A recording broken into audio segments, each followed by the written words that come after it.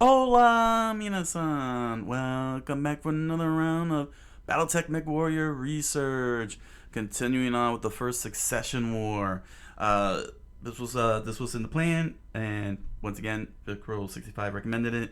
We're gonna cover the military overview over at Sven Vanderplank, BattleTech lore and history. Yes. We gotta keep this going. Gotta keep going along here. Like I said, I just want to get I want to get all the basics and a couple of key battles for the first Succession War because 5.5 hours of this is insane. You'll find links to that along with the links to this particular segment down in the description below for Sven Vanderplank, along with links to the channel. Make sure to give them the likes and subscribes and all that in the comments. Sven Vanderplank has been very excellent. So now that we got the pieces on the political side, now we're going to see the pieces on the military side and who's going to be the ones throwing nukes.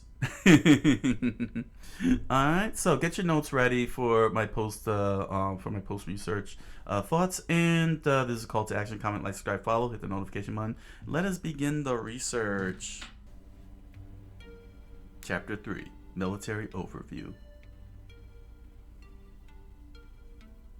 When Alexander Kerensky departed for uncharted space in November 2784, he did so with a force of well over 2 million soldiers. Wow. Yet even this was just a fraction of the total number of individuals who had fought in the Stalag Civil War. If one includes the Periphery Uprising, a total of around 5,500 regiments had participated across both sides. While no individual successor state could come close to matching the mighty Stalag Defense Force, together, they would far surpass it. The First Succession War would see more than 7,500 regiments do battle. Wow, 7,500? The successor state militaries were at their peak, each commanding between 12 and 1,700 regiments apiece. Never again would they reach the heights that they did in 2787. More than 2 centuries of war have steadily reduced those numbers. The high watermark for warships had passed along with the Stalag Navy. Only 1,000 such vessels were left in the inner sphere, compared to the more than 3,000 Amaris and Kerensky had hurled at each other. From the moment the Stalag Accords were ratified in 2571, the Great Houses were constrained on how much of their resources could be funneled into the military. Directive 30, passed in 2650, further reduced the size of the standing armies. Unfortunately, the good years were already coming to a close by that point, and with the commencement of several hidden wars and civil unrest, each member state of the Stalag sought ways to circumvent the restrictions. When the Council Edict of 2650 was revoked a century later following the assassination of Simon Cameron, the size of the House militaries grew rapidly. In truth, most of that early expansion was nothing more than officially acknowledging the reality that each had vast numbers of demobilized troops that could be called upon to fight. Between 2750 and the beginning of the Periphery Uprising 15 years later, the member state militaries saw an increase in size of between 55 and 120%. Throughout the Stalag Civil War, every nation had made vast profits selling their military hardware to the desperate SLDF. Naturally, growth tapered off during this period, but the realms could see the growing importance of maintaining fleets of warships. The next 15 years saw them double the size of their navies by returning to service their many mothballed ships, as well as launching dozens of new vessels. Okay, that's crazy. That it got so bad they had to bring out old ships. I'm very curious about their tech. I'm very, very curious about their tech then, because you're talking about old tech. So how was their light speed? What was their light speed like back then? Was it the older ships? Was it like very, very slow, as opposed to the at that time present day ships? The First Succession War ships. The latest ones compared to the latest ones. Were they able to outrun and so on? Because that's actually a pretty big deal in terms of scrambling and making an invasion and so on. In terms of timing and execution, it is a very big difference. I'm very curious. With Amaris defeated, they pumped up production again for their own armies, but the looming threat of an irate Kerensky kept any from being as aggressive as they had during the years of Richard Cameron. But almost 200 more warships entered service in the 5 years that followed. Even before the Exodus, the Great Houses had made efforts to court surviving SLDF and Imperial forces in the hopes that they would switch sides. Okay. It was one of the leading reasons why Kerensky ultimately decided to lead his army into the deep periphery, to keep it out of the reach of the grasping successor lords. Makes sense. Around 78% of the defense force followed him, but that still left dozens of regiments lingering within the ruins of the Star League. Damn. Most of those left behind either entered service with their planetary militia or swore loyalty to Jerome Blake and Comstar, something which Blake did his best to cover up. But many others were swayed by one of the lucrative offers made by the successor states. Several turned mercenary and hired themselves out to the highest bidder. Some sat idle but ready, waiting to see if their comrades would return from deep space.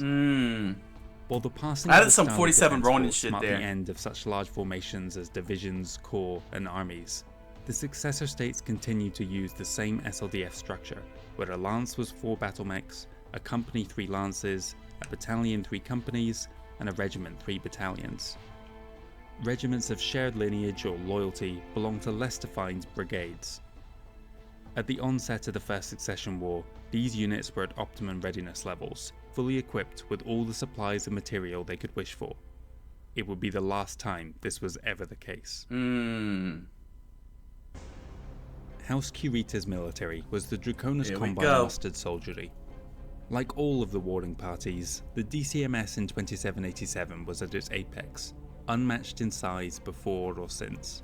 146 battle mech regiments were available to Minoru Kurita and his warlords, supported by almost 1,400 conventional regiments of infantry, armour, artillery, and aerospace fighters. At the top step of the DCMS were the 5 Sword of Light regiments, named for one of the 5 pillars of Kuritan society, those being ivory, steel, jade, gold, and teak. They were the personal command of the coordinator and tasked only with the most crucial objectives. Unsurprisingly, they were the best equipped forces in the Combine, each regiment fielding 4 battalions of cracked mech warriors, plus 2 wings of aerospace support. Beneath them were the military district units, representing Benjamin, Dieron, Galadin, Pesht, and Rosalhaig. The Galadin regulars were the best equipped the of locations. these, chiefly because of Jinjiro Kurita, but also because the ancestral home of House Kurita at New Samarkand was within their borders. Smaller units included the Arkab Legion, founded and operated by the semi-autonomous Azami people, and the Proserpina Hussars, a well-trained and respected free-floating unit deployed across the realm as needed. The Sunzang Academy was the Combine's premier military school, supplying the mustard soldiery with a dozen regiments of its own graduates, green but fanatically loyal. DCM's organizational doctrine at the time grouped each mech regiment into brigades alongside varying amounts of conventional forces, with the exception of the Sword of Light and Sunzang Academy cadre. Okay, I don't know if y'all watched, I don't know if y'all like read or read the manga or watched the anime Bleach, but that whole entire setup almost felt like the, oh crap, what was it called? The Reaper Corps? The one that, that Ichigo joins, becomes a part of, where they had like every single layer of regiment, and then that regiment had its own sub regiment. That sub regiment had its own sub regiment, and just went down and down and down and down the line, leading from the top 5, like we saw with jade, gold, teak, steel, and ivory, and then they had their own subdivisions, and that subdivision had subdivision, and just going down. That's what that started feeling like as Sven broke it down, broke down each one. And that's pretty scary, especially with 12 Regiment Academy of Fanatics. Very mind blowing, and it makes sense why they would have why they would be considered the apex at that time. The apex military. Especially given that Kurita was the one that declared, "I am the Lord of all. I am the Lord of all." Took the Iron Throne, trying to take the Iron Planet. Okay, here's Capellan. Barbara Liao intended to use the Capellan Confederation armed forces to press her claim to the First Lordship. The CCAF, as had been the case throughout their history, was the smallest of the 5 successor state militaries, operating 118 BattleTech regiments and another 1,100 conventional units. Of particular note was the Confederation's doctrinal reliance on artillery, averaging around twice as many battalions compared to the other successor states. The Chancellor is the highest authority within the armed forces, advised by the Strategios.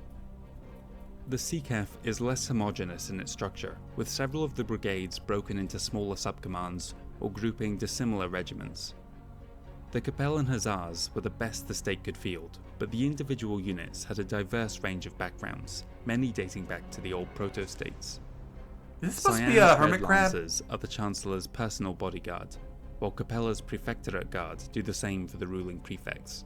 The Ares Titans are Capella's other elite unit. The Chesterton Guardians belong to their namesake commonality, Griff's Hussars St. Ives, and Blandford's Grenadiers Tikhonov. 2 of the Confederation's linchpin worlds also warrant a permanent garrison in the form of the Marshals of Tikhonov and Andurian Heavy Guard. To review the standardized brigades next, so each region's got its own unique garrison. Chargers, Scion Dragoons, and Tikhonov Lancers were maintained by their respective commonalities. The former I got it. So these 4 are basically the common regiments that you find all throughout the Capellan space, but each region has their own unique regiments, their own unique battalions, their own unique military. I guess that's the appropriate way to say it. You know what I'm saying? Independent of each other, but they all share this these four groups universally under Capellan. Supremacy had a rebellious history, their old ignominious son of sabres since replaced by the Liao Lancers. The Liao Guards were the personal brigade of the ruling family, while the Confederation Reserve Cavalry acted as the last line of defense. The Chesterton Regulars were as fractured as their home province. The Chesterton Cavalry and Cuirassiers are the only survivors of the old Chesterton Trading League army. The Ariana Fusiliers are another unit dating to before the Age of War, while the Ariana Grenadiers are a more recent addition. Shadrach's Shadowhawks and Tristram's Avengers complete the regulars. The St. Ives Armoured Cavalry is even more decentralized. The St. Ives Lancers are the lead unit, while the Chevaux Légers operate further across the Confederation. The Capellan Cuirassiers are one of the commonality's elite regiments, but are recruited from across the realm. The Centauri Guards are an amalgamation of several older noble house units. I wonder how they're keeping up with represent another, but have are they remained like shackled by bureaucracy? The Redfield Renegades so many and different Sharp Rifles factions have been raised by the respective homeworlds to bolster their defense. The Lyran Commonwealth Armed Forces going into 2787 were the largest successor state military there has ever been. While the 120 BattleTech regiments they fielded had them at a slight deficit compared to the DCMS, the number of armoured and infantry units in their ranks were vast, amounting to more than 1,550 additional regiments, totaling just under 1,700. Unlike the other realms where the successor lords had complete authority over the military, for the Lyrans, General of the Armies Paul Steiner, the Archon's younger brother, was in command. When the war commenced, he took personal control over the Curitan Theatre and delegated the League border to General Amanda Lestrade. The 4 Royal Guard regiments were the best equipped and most loyal troops in the Commonwealth. Most of the LCAF belonged to one of 5 large brigades, the most massive of which was the Lyran Guards, maintaining 35 regiments split across 5 divisions. Damn. Despite their organisation, this grouping was purely for administrative reasons, as these units had no experience fighting at anything greater than regimental level. That's bad. Other similarly large brigades included the Arcturan Guards, Donegal Guards, and Sky Rangers. The former officially remains a federal unit, founded to celebrate the union of the 3 nations and being the first to draw on soldiers from across the realm. But over the years, it has become increasingly linked with the Tamar Pact. The size of the LCAF brigades makes it challenging to say which were best, with individual regiments varying massively in both experience and loyalty. The Lyran Regulars were another large unit, notably less prestigious than their Guards counterpart, but often performing better on the field. Several smaller brigades were founded by wealthy planets and nobility, recruiting heavily from those systems. These include the Donegal, Odessa, Sakhalin and York Regulars, the Hesperus Guards, and the Tamar Hussars. That's a lot. 1,550. Just under 1,700.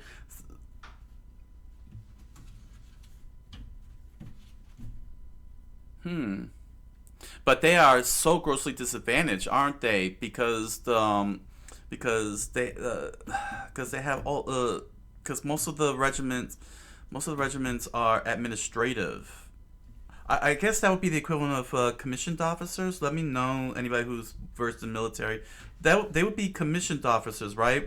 They're the ones that just go straight up to the top. You know, they go through like a whole different route from other military personnel that gets them the ranks, the higher ranks, kind of thing. I'm not very well versed with military structure, at least in the context of the United States, or anywhere for that matter. But in terms of the United States, let me know if I got that correctly. If that's what if that's what this group is. Yeah, let me just shoot back over here. This group. If this group is supposed to be like commissioned officers, you know what I'm saying? You know, they go through training, but they go straight to they go straight to the top. You know, they go straight to the higher ranks over non-commissioned officers. Let me know if I got that correct. In terms of in the context of American military. Let's do Free Worlds League military. While the Free Worlds League military was not the powerhouse it had been at the formation of the Star League, it was still sufficiently strong to see off their neighbours.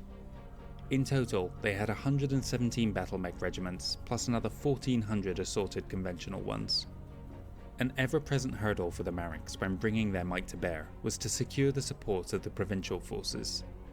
As shown during the Third Hidden War, if any duchy or principality withheld their troops, it could spell disaster for the Captain General. Of the federal forces, the Free Worlds Guards and Atrian Dragoons were the best supplied and most fanatical in their loyalty. The former had all been reinforced with a 4th Battalion. The largest brigade within the FWLM, and indeed the entire Inner Sphere, was the Marek Militia, numbering 40 regiments until the loss of the 34th during the Phony War. They varied significantly in experience, and were most often tasked with providing protection to the many independent worlds, or ensuring the supremacy of the Captain General over the smaller provinces by maintaining a garrison within their borders. Occupying a middle ground between the federal and provincial forces were the Bolan Defenders. At the top of the provincial forces were the Fusiliers of Orient and their vassal states Orloff Grenadiers. The incredible wealth available to the Grand Duchy meant these two were better equipped than even the best federal units. The former were organised into 4 combined arms brigades along old Starlight What's with lines, the corkscrew? plus a 5th Ducal Guard regiment. House Allison heaped all its love and attention on the Fusiliers, leaving the Orient Hussars to pick up the scraps. Their counterparts in the other 2 major provinces were the Marek Guard and Regulan Hussars. The Stuart Dragoons continued to operate as a de facto federal brigade, Earl David Stuart ceding control to the Captain General during the Third Hidden War. The primary offensive force of this small province was the Juggernaut Regiment, the defence left to the Home Guard. Other planets within the commonalty raised their own units, the Helm Cuirassiers and Tania Dragoons. The defenders of Andurian were responsible for protecting what was left of the fractured Andurian duchy from Capellan aggression. Lastly, the Iron Guards were formed from the former hegemony worlds that had willingly sided with the Free Worlds League. That's well, that was pretty straightforward, honestly. Yeah, that was pretty straightforward. There was really nothing complex or anything about the Free Worlds League. They got a good sized army. Although I'm kind of curious regarding, I didn't hear any mate mention regarding the thumb. You know, saying like who's defending the thumb, who's assigned to the thumb. I might have missed it. I probably might have missed it. But I gotta say, they sound like they're they can hold, make a good. They sound like they're more prepared for defense than going on offense, even though they took the thumb. And it looks like they could, if they want to expand, if they're looking to expand with that thumb there, they can expand further. But the whole phony war, you know, was just crazy in and of itself. I'm just trying to comprehend here, like, what is it that they're looking for? Whereas it's obvious with Kurita they want to take the whole thing, and yes, I know that they want to take over the you know, they want to take over the thing. I mean, look how close they're closer to Terra, aren't they? The closest out of everybody to Terra in terms of being able to take the galaxy. But their whole entire map is so thin. You know what I'm saying? Like, it really looks like it thins out the forces. Because you gotta defend, they gotta defend that thumb. They went out of their way to get that thumb, and then they got another thumb-like print down at the bottom. It's very, I find that very odd. You know what I'm saying? With the way they got the setup. So it seems like they're more going to end up in a defensive posture to hold down to the gains than to try to get to Terra, more so than anything. Willingly sided with the Free Worlds League. The Armed Forces of the Federated Suns was one of the smaller Alright, the Federated Suns is the smallest militaries overall, but at a higher percentage of battle mechs. Federated Suns. The Armed Forces of the Federated Suns was one of the smaller militaries overall, but at a higher percentage of battle mechs, 132 mech regiments to more than 1,250 conventional. The AFFS had a well-organised structure on the surface, but suffered from factionalism and a provincial attitude that would cost them dearly during the war. Each march fielded an offensive brigade and a defensive march militia. A dozen smaller brigades assisted them where needed, at least in theory. Perhaps the most elite and loyal unit in existence, the Davian Brigade of Guards was the very best the ruling house could call upon. They trained extensively in combined arms operations, allowing them to make full use of their permanently assigned infantry, armour and aerospace assets. One step down, but still more than a match for most opponents on the field, were the Avalon Hussars. While they hailed from the Crucis March, it seemed extraordinarily unlikely that any aggressor would ever penetrate that far, and so in practice were scattered all across the realm. The entire brigade had been reinforced during the build-up, each regiment fielding 4 battalions apiece.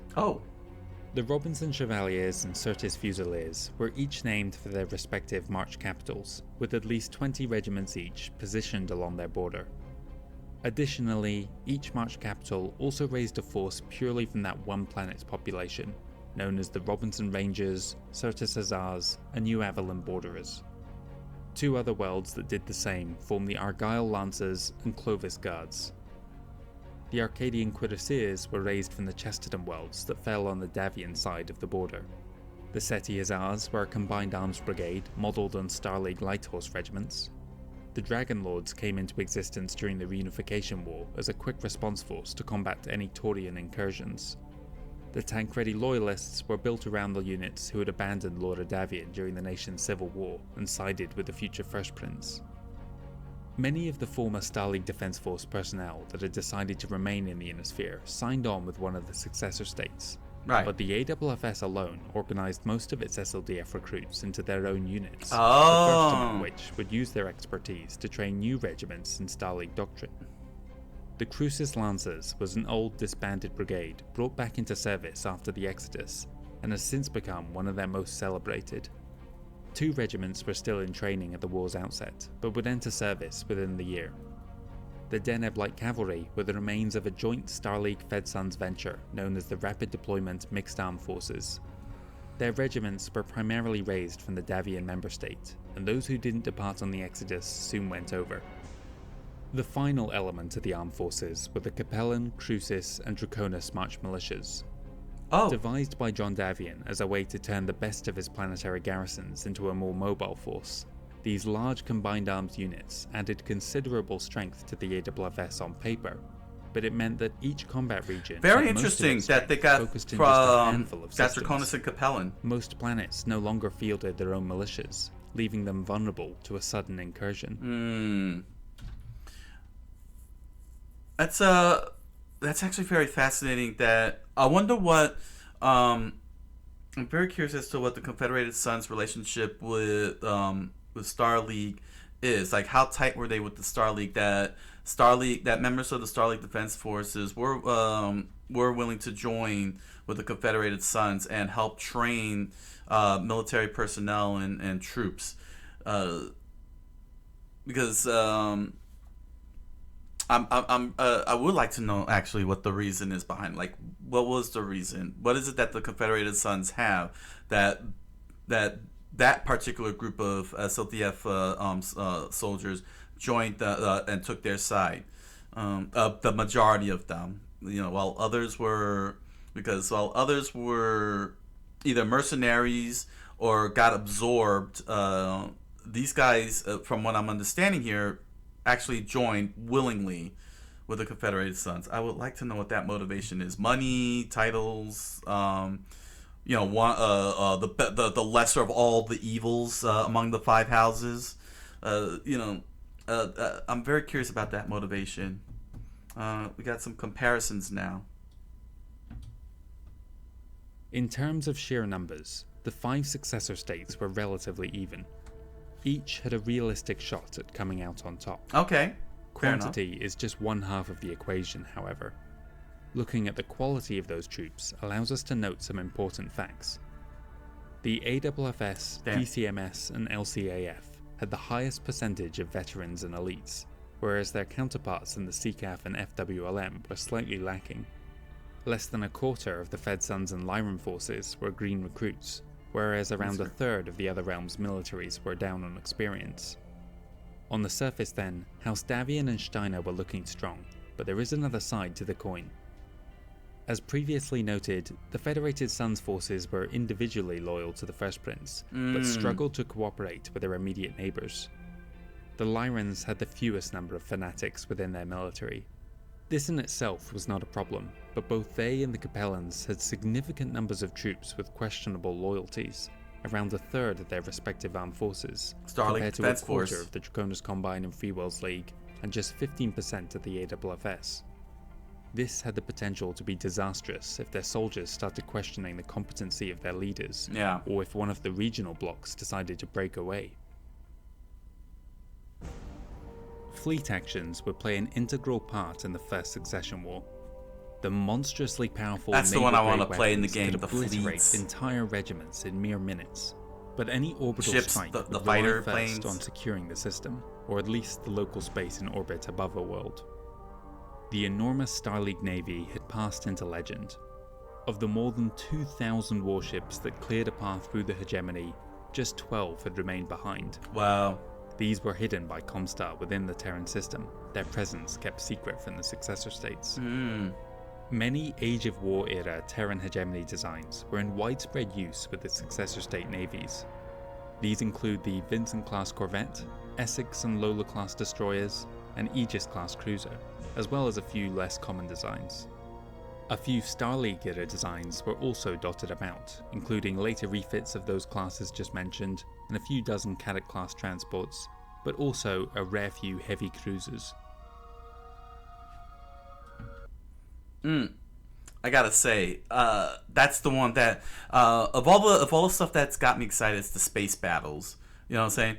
I never did bother to ask. Let me know in the comments below.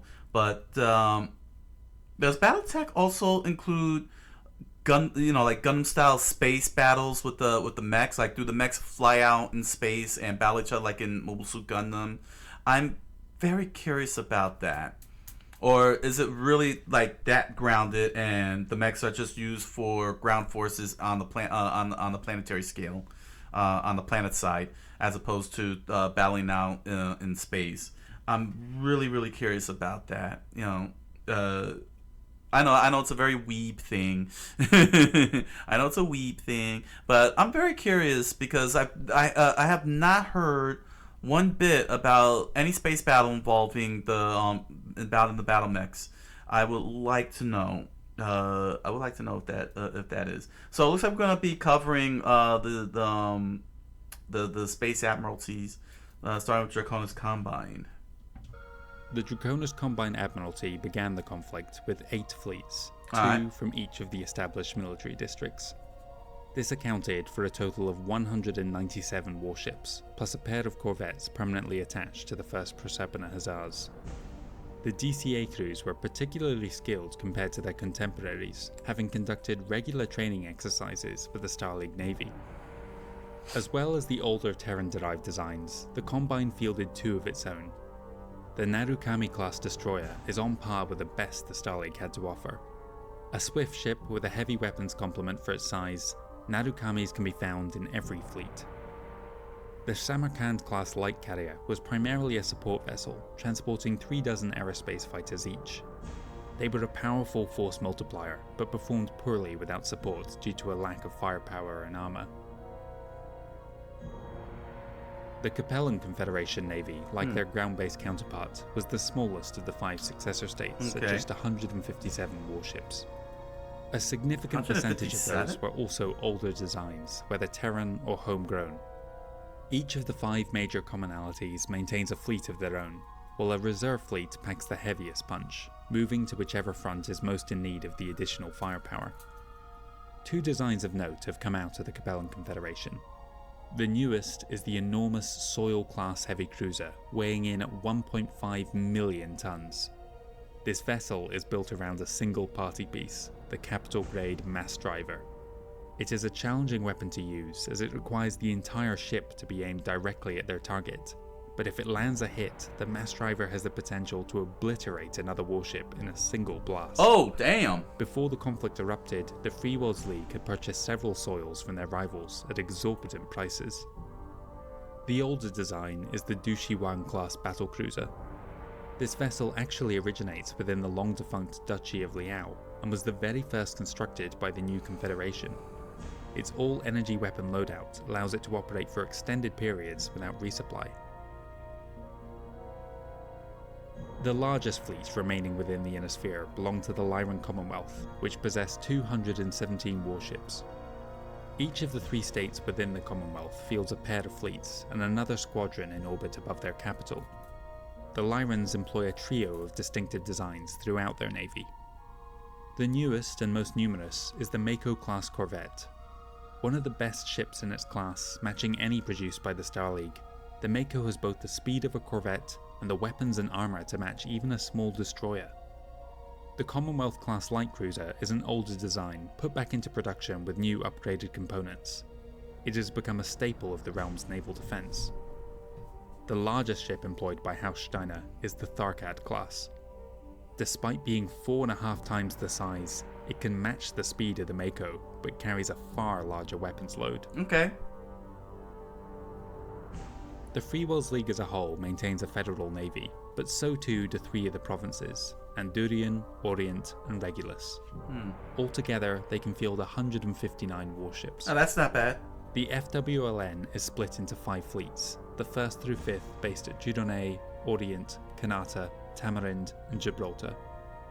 The skills of the crews across the various federal and provincial forces are fairly standard, but the Andurian Squadron is notably reluctant to cooperate with the Captain General, much like their compatriots within the Defenders of Andurian. 2 vessels define the Free World's Navy.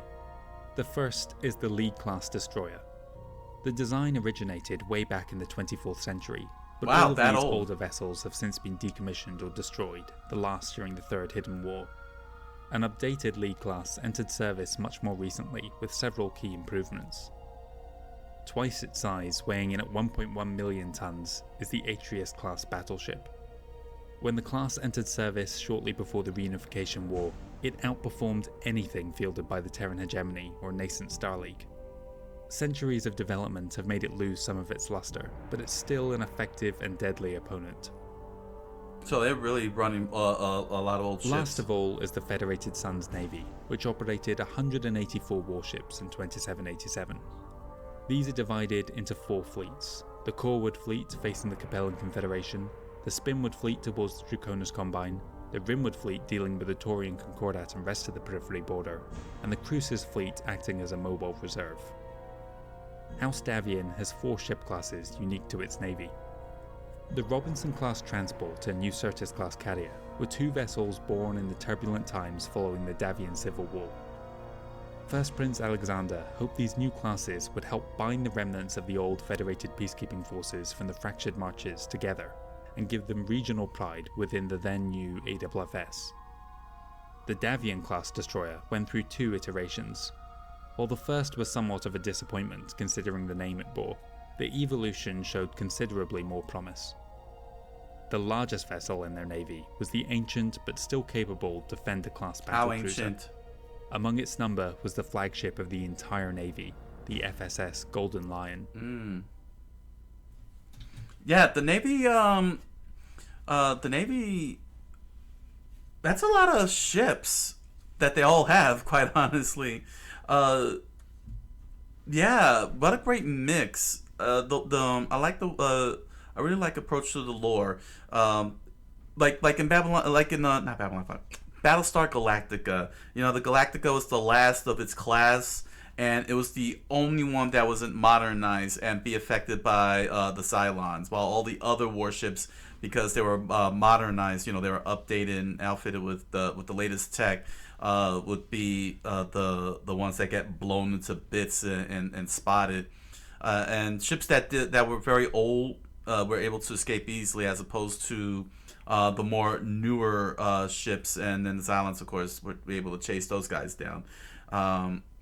That's what that this is what that feels like. You know, what many of what the houses have done, finding the older ships, decommissioning them, give them some retrofits and up to date stuff, and then send them out to war. That is very telling about the severity of the Secession War, that they were willing to scrape all the way down at the bottom of the barrel to get whatever it is they needed in order to achieve the victory, this power vacuum war, because that's what it's really all about. With with Kerensky gone and nobody really in control. Jerome in control of Earth. With the hegemony. That power vacuum, that's how serious all the players are in wanting to get their hands on Earth, that they were willing to even bring out older ships and get them retrofitted for this big war. That's pretty damning. Hegemony Armed Forces. Besides the successor states, a few other minor powers also participated in the First Succession War. The hegemony armed forces, such as they were, consisted of those SLDF units who had not followed Kerensky on his exodus. Yeah. In total, 17 divisions and a further 16 independent regiments had stayed behind. Damn. Theoretically, this amounted to 85 battle mech and 84 infantry regiments, but all of those had suffered heavy losses during the Stalag Civil War, and so their actual strength was a mere fraction of that. That's crazy. The vast majority were located within the hegemony core, but further afield were other remnants of the Stalag, still camped at their final duty stations. The most notable of these was the Eredani Light Horse on Trondheim, who would hold vigil on the world as they waited to see if Kerensky would return. Damn. The former territorial states were cautious about becoming dragged into the looming succession war and remained on the defensive for the rest of the 28th Makes century. sense. The Taurian Defense Force, while remaining officially neutral in the so-called Freedom War, had nonetheless suffered significant losses during the uprising. Damn. The TDF in 2787 fielded just 7 mech regiments and 63 conventional. Very curious what the periphery has. 1st, 2nd and 4th Corps had been completely wiped out participating in the Freedom War, Damn. and only the Pleiades Hussars had survived from the 3rd. 3 new regiments They're out had of been commission. raised, which went some way to replacing those losses. The Concordat Cuirassiers, Concordat Jaegers, and the Red Chasseurs. The Taurian Guard Corps, consisting of the Concordat Commandos, Taurian Guards, and Taurian Velites, had remained within the Hades cluster, and so had not been touched by the conflict. The Concordat Navy was the only periphery fleet to have surviving warships, TCS Perrin and Vandenberg, both hidden deep inside Flanagan's Nebula. Yeah, you want to save your best. The Magistracy Armed Forces mirrored their counterparts in the TDF, 7 BattleMech and 63 conventional regiments. They really have such small militaries. Freedom War losses had cost the Magistracy Royal Guard the 2nd Canopian Cuirassiers, the Chasseurs à Cheval had lost the 3rd Canopian Light Horse, and the Canopian Fusiliers were down their 4th Regiment. The People's Volunteers Brigade had been devastated. None had survived to see independence. Reventher's Iron Hand was the only new unit formed in the intervening years. I'm actually really curious, and I might have forgotten. Why haven't the houses gone after the periphery? I know that the periphery is like way out of space and everything, and but is it because they don't want the houses didn't want to risk did not want to risk thinning themselves out by going further out to the periphery? I know it's very dangerous. It's very easy to get lost, as we've seen with Kerensky and everything. And I'm assuming maybe that's. I guess I probably answered my own question, because going through Kerensky's story, they did get lost in the Exodus. Many of them did get lost during that Exodus because it's uncharted area. But I don't know why that would stop them from not charting the periphery proper and just take over the whole thing, each and every one of them. Maybe I'm overthinking it, but I just found it very curious. That in the present time of BattleTech, MechWarrior, that they haven't gotten the periphery. None of the houses like legit, snatched up the periphery. Probably communications and other communication and because it's space, so communication is not exactly easy to get out there. But also resources, like thin supply line. There we go, a very thin supply line. So because the supply line would be very thin, because I know that because I do know that with the clans, the supply line was getting thin as they marched in into the houses, Tukait and such. Alliance Military Corps. The Alliance Military Corps was now a scant 3 BattleMech regiments, plus another 25 of infantry, armour and artillery. Notably, AMZ doctrine called for a greater reliance on aerospace fighters, mostly because mechs were symbolically tied to the atrocities committed by Amos Forlow during the Reunification War, and the Alliance maintained around 10 regiments worth.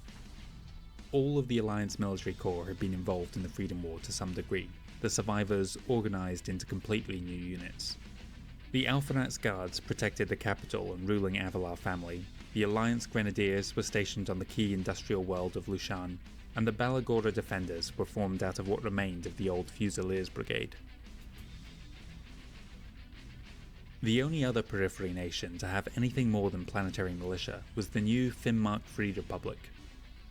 Based around a one-time provincial capital of the Rimwell's Republic, they were able to field a standing army of 2 mech regiments and a dozen more conventional ones. Okay, they got something. The other micro-states had never acquired a military of their own, but the increase in piracy, particularly from the neighbouring Socialist Federation, meant that small mercenary groups could find regular employment with them.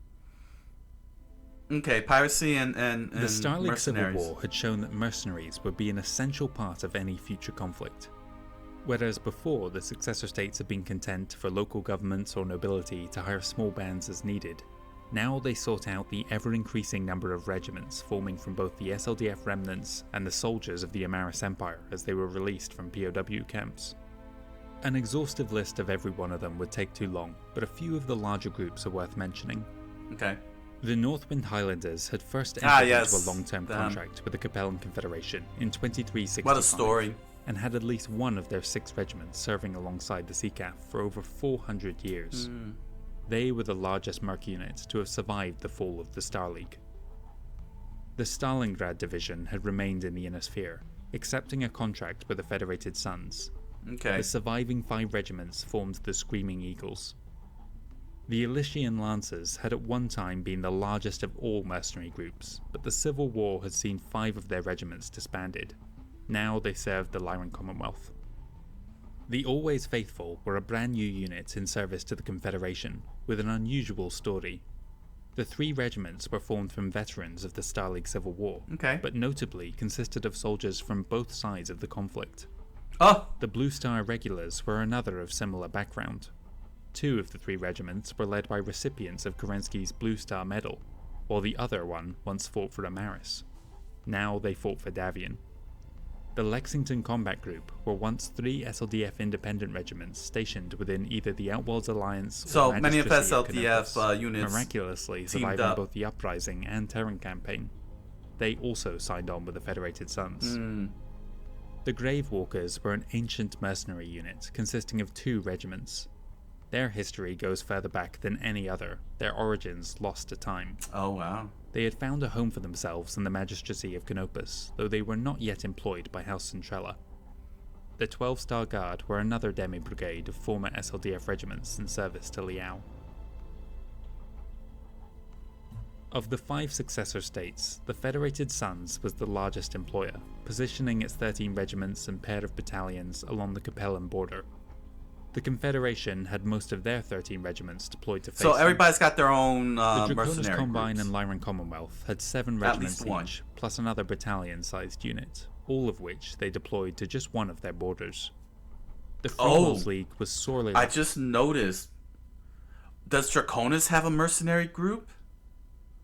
Like, did they hire mercenaries? I just noticed that. Oh, are we gonna go into that? Is he gonna mention?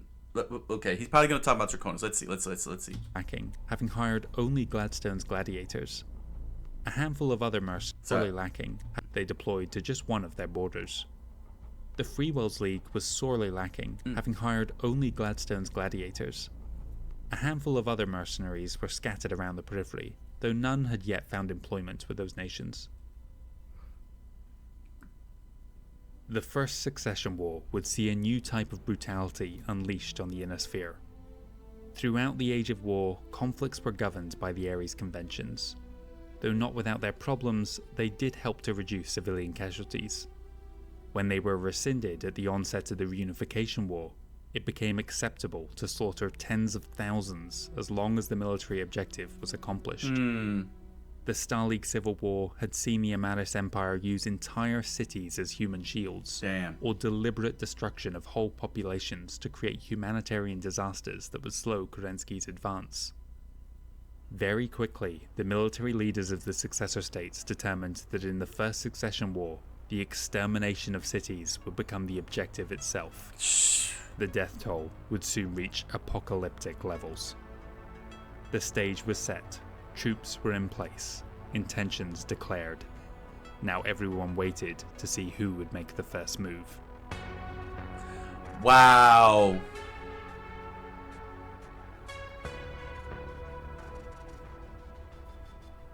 This is it then, guys. The end of the beginning, which means next Saturday, the beginning of the end. Over the last 3 chapters, we have covered everything that has transpired since Kerensky's exodus and everything that was going on behind the scenes during the Star League Civil War, as far as the successor states were concerned. We have taken a snapshot of the Inner Sphere moments before disaster, and now we just have to see how it all pans out. It has all been building to one climactic moment. The First Succession War is just about to begin. In next week's chapter, Armageddon arrives in the Inner Sphere. If you are somehow unaware, the First Succession War is by far the most destructive event in the BattleTech universe, and we're going to be going through it year by year, all the major battles, all the raiding on shipyards, vital industry, and major population centers, of course. There are war crimes and WMDs aplenty. The first year, already, things are pretty disastrous, and it only gets worse. Like I said, we will be back next Saturday for the next chapter in this series. I hope to see you all there. I'm fidgeting a bit here because, oh man. this is fantastic. I can't imagine how long it took for the lore masters to compile all of this. You know what I mean? I don't just mean like they could not have just written out like on the fly. You understand what I'm saying? Like they didn't write this out on the fly. They had to have really sat down and map this whole entire timeline out meticulously in order to really give fans the gravity of what is happening in this world build. Because what a world build this is. I mean, this is no freaking joke. Just look at this. 1,520 regiments from Draconis Combine, 1,220 from Capellan Confederation, 1,680 from the Lyran Commonwealth, 1,545 from the Free Worlds League, and 1,400 from the Armed Forces of the Federated Suns. How do they keep track of all that? You know what I'm saying? Like, did they really compile a big giant book, a Bible? Did they write out a timeline? You know, how were they able to work this out? And were they and I'm assuming they were very selective of who they would consider the important regiments to focus on, rather than just, you know, all of them. But they, you know, like they laid out the numbers, but then they were like, okay, we're going to focus on this specific regiment, and this specific regiment of Draconis, this specific regiment of Capellan. Or did they only just focus on the major events and just pick and choose whichever regiment would be the ones involved in that major event? You know, like like an event where they blew up a whole planet, you know what I'm saying, and it became remembered for the entire irradiation of the planet and rendered it uninhabitable type of event. And they only and the lore masters focused on, let's say, Lyran and Capellan, you know, saying just those two houses, and specified which actors were involved in it, and then just left it at that. You know what I'm saying? Like they didn't, like they picked which regiments were going to, but they didn't go to all the other regiments. You know what I'm saying? Like they just stayed, like they just focused on the ones that mean something to the whole you know, to the franchise as a whole. You get what I'm saying? The more important events, and not worry too much about the little events, like say the Free Worlds League took down a depot in the middle of the Federated Suns planet, one of the planets in the Federated Suns that was next to the periphery. You get what I'm saying? Like that's a non-factor type of story. I mean, it's an interesting story, but if it didn't have an effect on all the others, and in a manner of speaking, or any way, shape, or form, something that would be of significant or importance to the timeline, that later down the line, like irradiating the whole planet, later down the line, 200 years later, we find out that the planet, you know, was fertile again, and there were survivors, of course. You know what I'm saying? Looking to return to the planet, you know, and reoccupy it. You see what I'm saying? That kind of thing. Because that's a lot to keep track of, and believe me, when I was writing Arcana Magi, that was it was a lot to keep track of. Five multiversal worlds at once, and it was pretty trippy because of so many different factions and groups involved. Damn. So the amount of regiments that these guys have is insane. The fleets, honestly, hearing the numbers, like 100, like 217, 157. My brain is trying to process that because of how big space is in relation to space. You know what I mean? That's a lot of worlds, and considering how many mechs there are, like, well, regiments. I mean, we saw the number of regiments. In fact, yeah.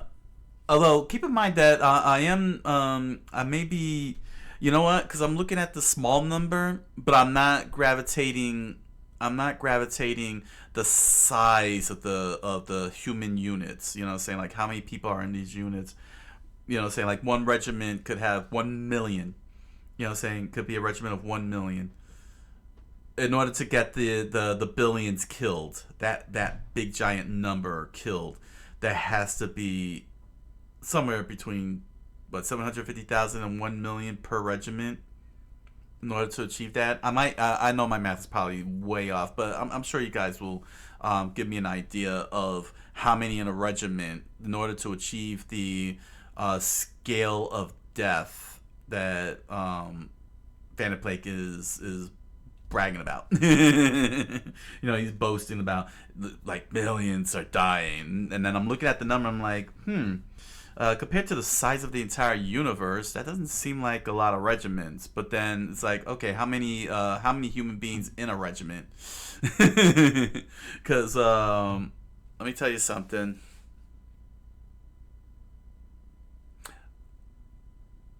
They clearly did a great job to have lasted 30 years.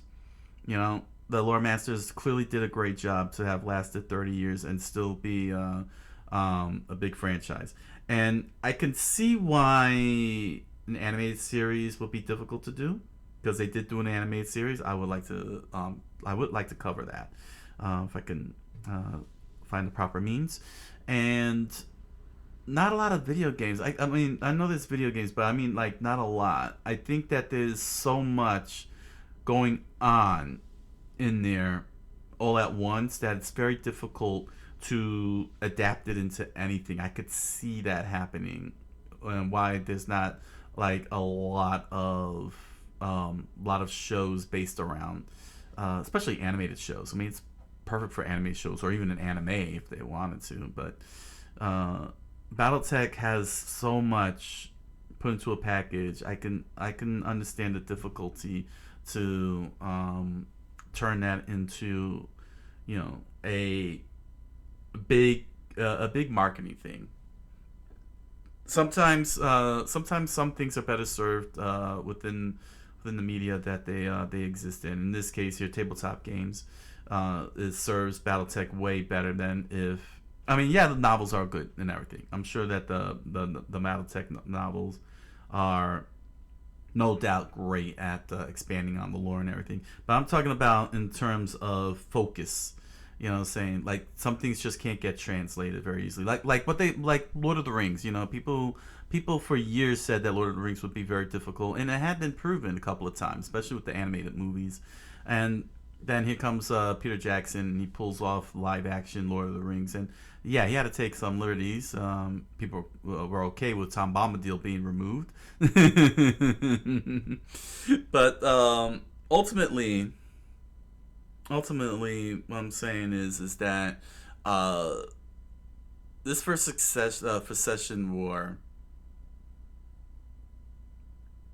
is probably going to be, once I start experiencing this, a very good piece of research to understanding how to write full-scale wars of this magnitude. It's very easy to just slap together a regiment and have them just stand in front of each other and just shoot away. But to be able to hear things like tactics, especially in space, on a space level, like Legend of the Galactic Heroes, when I was watching the anime, I can't imagine how the book is in much more greater detail in terms of tactics in space and such.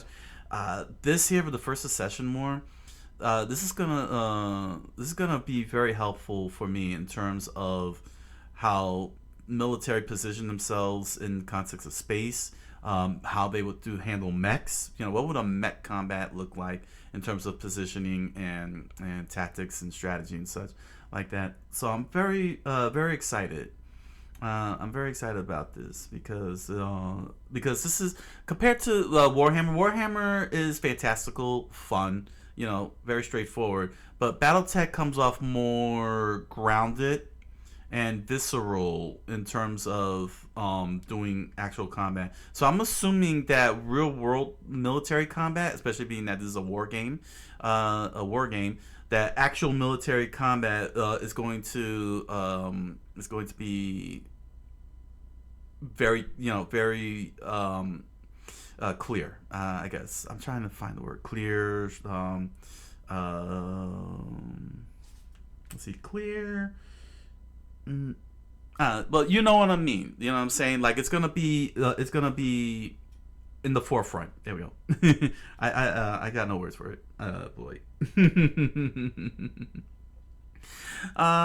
So there we go.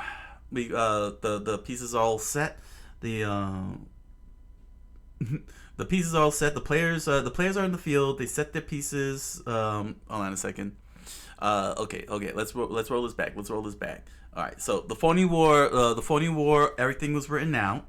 Saying all the players wrote out everything that is. Then the players formed their houses and are now standing around the table. And now the players have taken the pieces as the houses and laid them out onto the table that will be the battlefield. So now we're going to see the gameplay. That is the Secession War. I don't know if that was a good analogy, but considering the way considering that this is a game, yeah, try to contextualize that.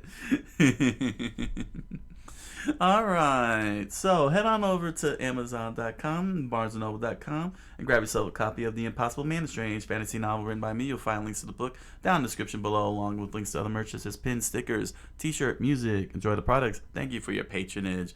And if you happen to have a copy of The Impossible Man and did a YouTube video on it, lore video or analysis, whatever it is, review, thank you very much. I look forward to hearing your thoughts. And if you're interested, you can join me in my live multi-stream on Twitch and Kick on the evenings where I do lore research, Japanese cultural studies, gaming, and more. I look forward to hanging out with you. So until the next round of BattleTech Mech Warrior research, thank you all for joining me, and I wish you all a good night, a buenas noches, and oyasumi nasai.